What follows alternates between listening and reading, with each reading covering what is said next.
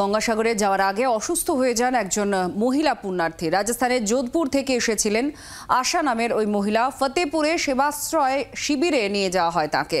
রোগীর পেসমেকার রয়েছে, প্রাথমিক চিকিৎসায় তাকে সুস্থ করে তোলা হয়। এক মহিলা পুণ্যার্থী অসুস্থ হয়ে পড়েন। যোধপুর থেকে এসেছিলেন, রাজস্থানের যোধপুর থেকে এসেছিলেন আশা নামের ওই মহিলা। গঙ্গাসাগরে যাওয়ার আগে তিনি অসুস্থ হয়ে পড়েন। ফতেপুরে সেবাশ্রয়ে শিবিরে তাকে নিয়ে যাওয়া হয়। রোগীর পেসমেকার আছে, প্রাথমিক চিকিৎসার পরে তাকে সুস্থ করে তোলা সম্ভব হয়।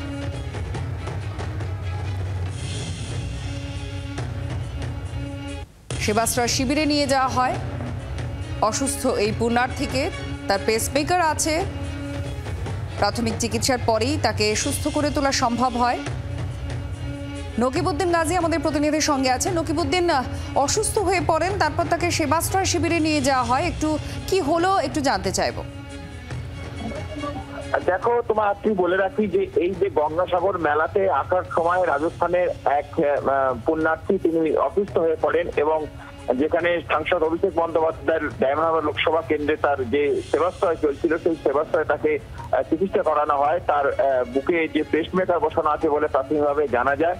তারপরে তার যে সমস্যা হচ্ছিল, কিছুটা হলে অসুস্থ বোধ করছিল।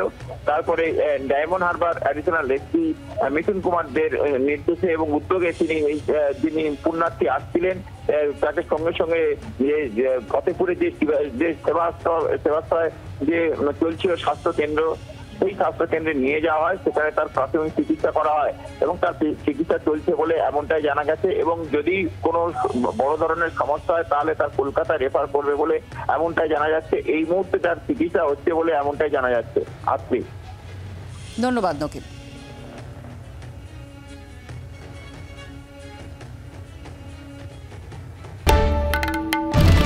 বাংলার আওয়াজ, বাঙালির আবেগ, জি 24 ঘন্টা।